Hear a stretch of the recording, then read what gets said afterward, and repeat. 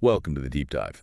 Thanks for joining us. You've sent over some really interesting pieces about career changes, hmm specifically focusing on folks coming out of government jobs and the military, and looking at franchising. Right. It's a path that comes up quite a bit for that group. Yeah, so our mission today really is to dive into this material you sent. We want to pull out the key insights, help figure out if franchising is genuinely a good, fulfilling option. Sounds good. What jumped out at me right away was this idea of structured independence. That seems like a core theme, especially for people used to service environments. That's definitely a central point. Franchising has this kind of unique mix, doesn't it?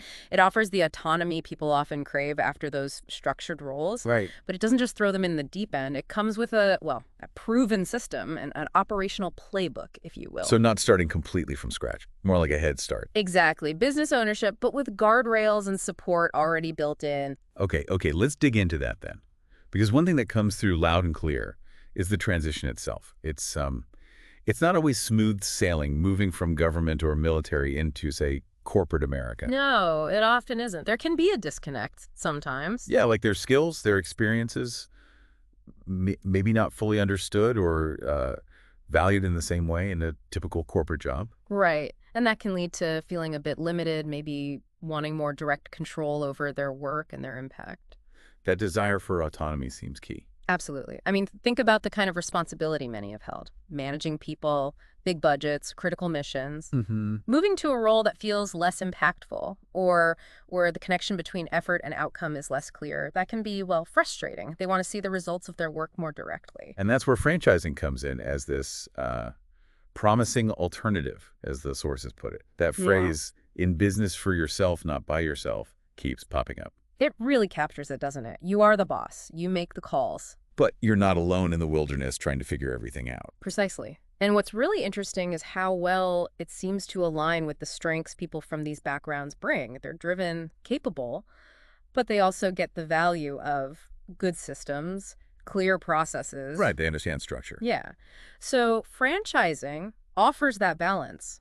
Lead your own thing, but within a framework that's already proven to work. Okay, let's talk specifics then. Those strengths. Mm. The materials list quite a few. Discipline and accountability are right up there. Foundational. We can all see why that's good for business, obviously. But maybe unpack that a bit. How does that specific kind of discipline translate into being a successful franchisee? Sure. Well, the discipline from service, it's more than just following rules, right? It's about meticulous execution. It's about attention to detail, really understanding why procedures matter. Okay. In franchising, that means consistently applying the franchisor's model, doing things the right way every time. That leads to efficiency, consistency for the customer. With fewer mistakes, I imagine. Exactly. And ultimately, a healthier bottom line. It's bringing that ingrained sense of responsibility to, well, everything, every part of the business. Makes sense. Then there's adaptability. Mhm. And Mhm. interestingly, the ability to follow proven systems.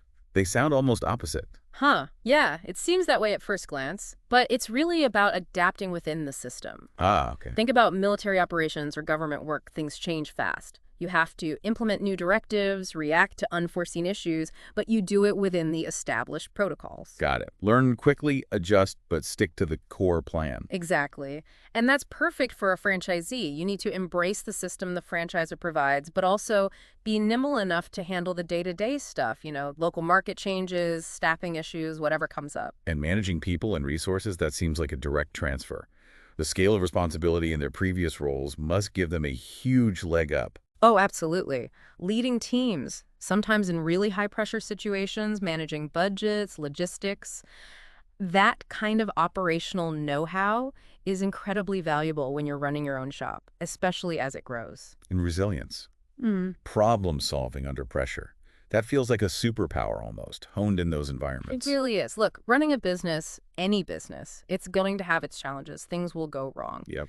Having that ability to stay calm, think clearly, find solutions, and just keep pushing forward when things get tough, that's a massive advantage. It's that grit that service often instills. So it's not just wanting something new. It's that their existing toolkit fits really well with what franchising actually needs. Precisely. There's a strong alignment there. Okay, so let's circle back to that independence with a safety net idea. Mm. The support structure, training is a big piece of this. Huge. The materials mention extensive training operations, finance, customer service, the works. What does that actually look like? How does it help someone, say, coming from a purely operational military role, suddenly run a retail store? Right. Well, franchisor training is usually designed to be really comprehensive.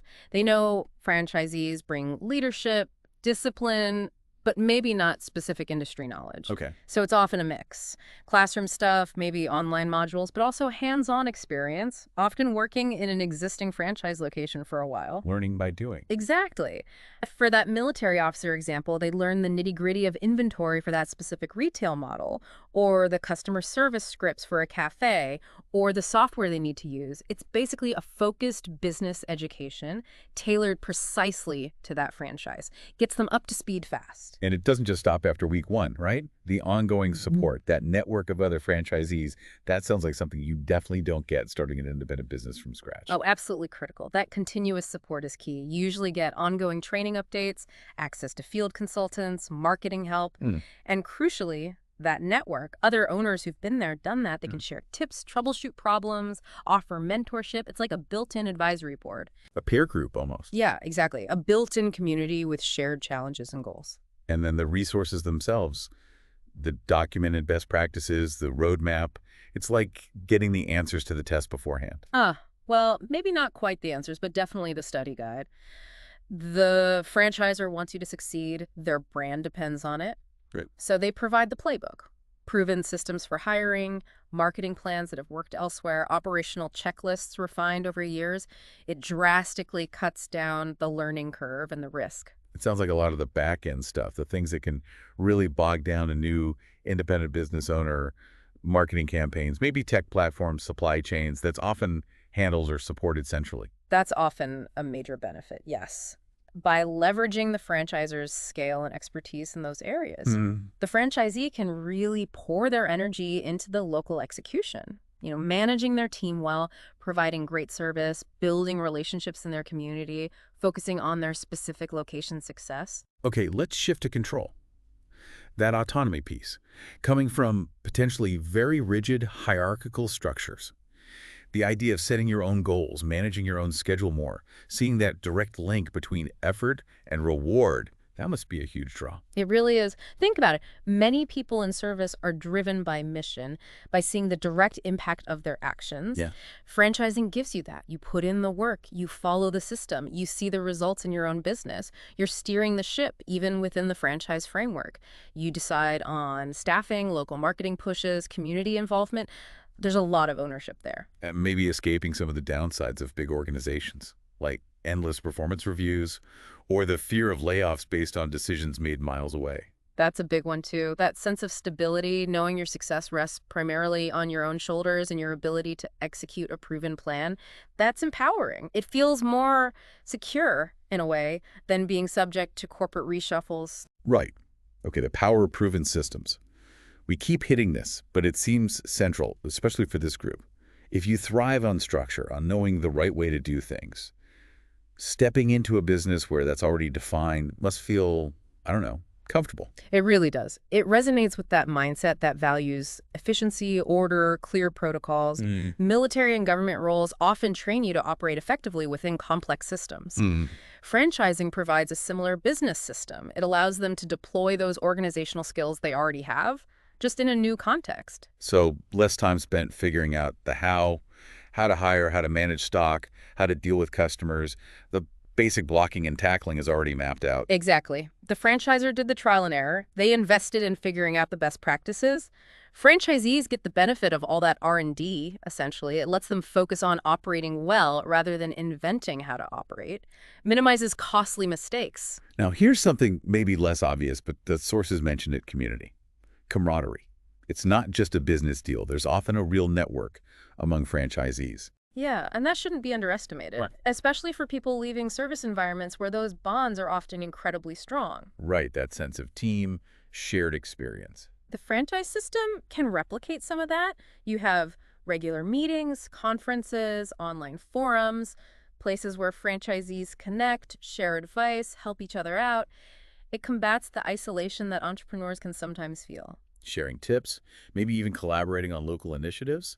Sounds pretty supportive. It often is. And for veterans or former government folks used to teamwork, that collaborative spirit can be a really welcome part of the transition. It feels familiar. The whole franchise ecosystem, as the material calls it, sounds built on that idea of shared systems, shared support, mutual success. Well, think about it.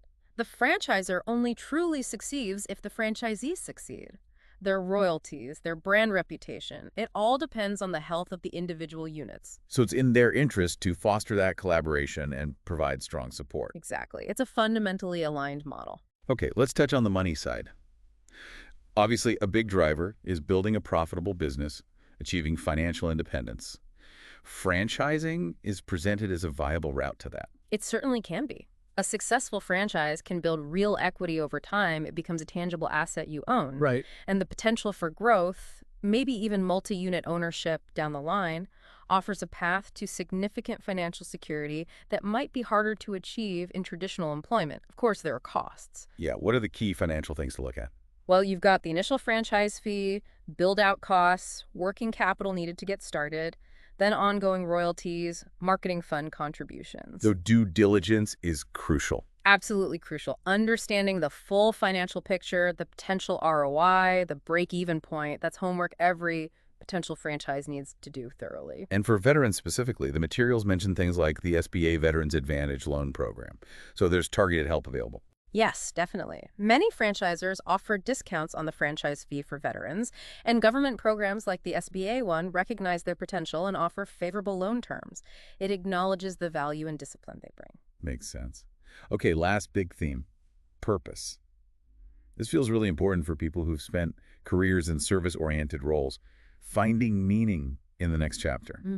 It's often not just about the money. It's about feeling like you're still contributing, still making a difference. And franchising can offer that. How? Well, think about what franchisees often do. They provide needed services in their community. They create jobs for local people. They get involved in local events, sponsorships, maybe charitable work. Right, becoming part of the community fabric. Exactly. Building a business that serves neighbors, supports families, contributes locally, that can absolutely provide that sense of purpose, that feeling of mission, just in a different uniform, so to speak. It aligns with that desire to have a positive impact. So putting it all together, the skills alignment, the independence with support, the structure, the community, the financial potential, and this sense of purpose. It really does paint a picture of franchising as a potentially really strong fit for this group. I think that's fair to say. It leverages what they're already good at, provides the support where they might need it, and offers a path to entrepreneurial success that seems to mitigate some of the risks of going it completely alone. It's like a bridge. A bridge between a life of service and maybe a life of entrepreneurial success. Yeah, that's a good way to frame it. Okay. Well, if this deep dive has got you thinking, and particularly if you are a former government employee or a military veteran considering what's next, we definitely recommend reaching out. George at myperfectfranchise.com, the sources highlighted his work. He offers personalized guidance, helps explore transition strategies, looks at specific franchise opportunities that might fit your background, your goals, and importantly, his service is provided at no cost to you. That's a great resource to be aware of. Definitely. So maybe the final thought to leave you with, mull this over. How could your unique skills, that dedication, that leadership you honed in service, how could that translate into building your own successful business, your own franchise?